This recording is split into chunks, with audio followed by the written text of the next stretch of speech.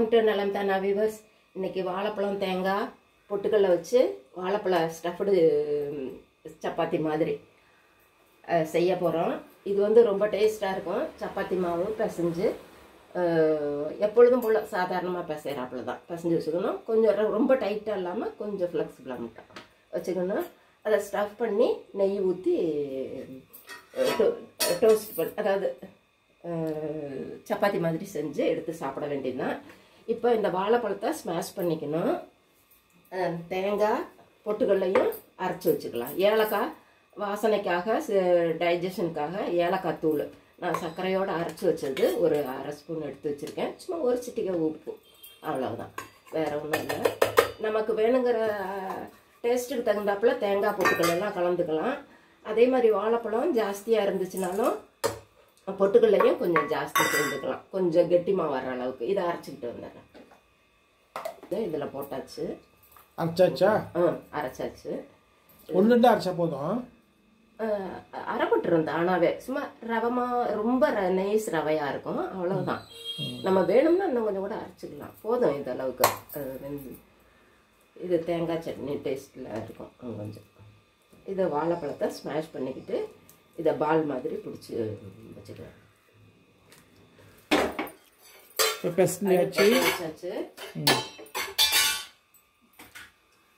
இப்போ இந்த உருண்டையை கொஞ்சம் மாவு தொட்டு தேய்ச்சிக்கலாம். சப்பாத்தி தேய்க்கிறாப்புல நல்லா கொஞ்சம் மெலிசாக தேய்ச்சிக்கலாம். நல்லா லேயராகவும் இதை செய்யலாம். இந்த இப்போ செஞ்சு காமிக்கிறேன். இந்த கோன் தோசைக்கெல்லாம் ஒரு கட் பண்ணுவோம் இல்லையா, சென்டரில் இருந்து ஒரு சைடு, அது மாதிரி இதையும் கட் பண்ணிட்டு அப்படியே கோன் மாதிரி 4 பக்கமும் ஸ்டஃப் பண்ணி செய்யலாம். இல்லைன்னா இதை 2ஆக பிரித்து அப்படியே செய்யலாம். தேய்ச்சி கொஞ்சம் மெலிசாக தேய்ச்சிக்கணும். தேய்ச்சிட்டு கொஞ்சம் கொஞ்சம் இந்த 4 சைடும் வச்சோம்னா அப்படி லேயராக கிடைக்கும். நம்ம அப்படி பிரியப்படாட்டி ஒரே லேயரில் கூட வச்சு தேய்ச்சிக்கலாம்.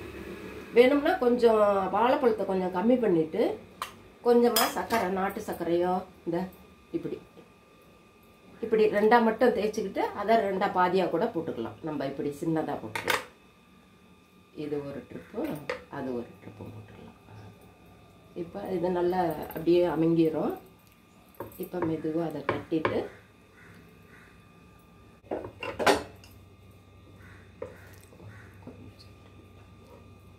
கொஞ்சம் கெட்டிமாக பிசைஞ்சுக்கணும்.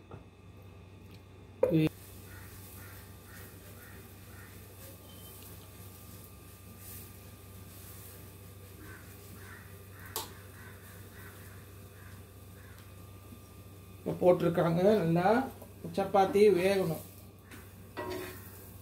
நம்ம மெதுவாக இப்படி தேய்ச்சிட்டு அங்கத்துட்டு நல்லா அமுங்கி பாருங்கள். ஸ்டஃப்டு உள்ளுக்கு நல்லா இதாகுது. நெய் ஊற்றி நம்ம செஞ்சோம்னா சாப்பிட்றதுக்கும் டேஸ்டியாக இருக்கும்.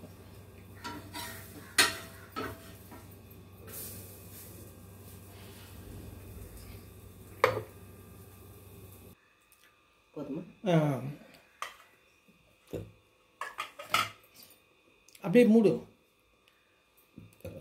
அவ்வளோதான்.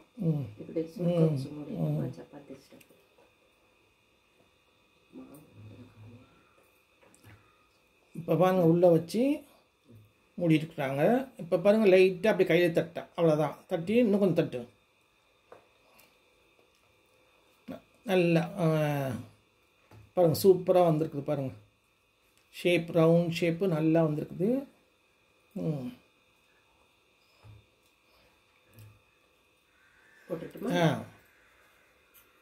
நெய் ஊற்றிக்கிறோம்.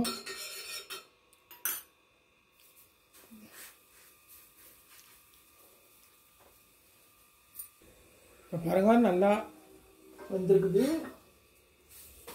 நெய் ஊற்றி நல்லா ஷேப்பாக சூப்பராக வந்துருக்கு. பாருங்கள், இந்த பசங்களுக்கு கொடுத்தோம்னா காலையில் சூப்பராக சாப்பிடுங்க.